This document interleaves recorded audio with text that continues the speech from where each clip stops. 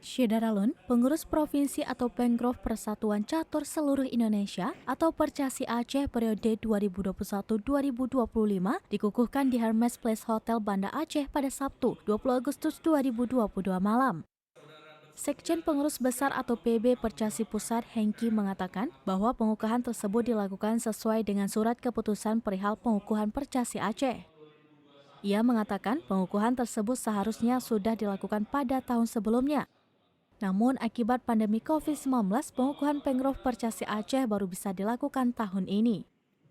Dalam pengukuhan Pengprov Percasi Aceh tersebut, anggota Dewan Perwakilan Rakyat Aceh atau DPRA, Ihsanuddin dipercaya untuk menahkodai Percasi Aceh dalam 3 tahun ke depan.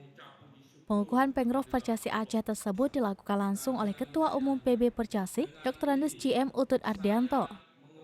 Ketua Umum Pengprov Aceh Ihsanuddin mengatakan bahwa untuk pengurus Percasi Aceh sebetulnya sudah terbentuk pada tahun 2021 usai musda di Kota Langsa.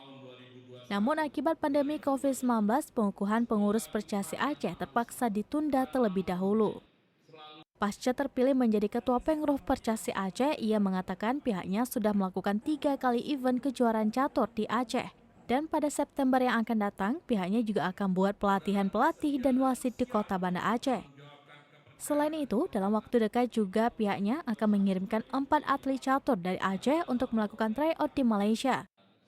Ia berharap agar olahraga catur dapat menjadi salah satu olahraga yang diminati di Aceh.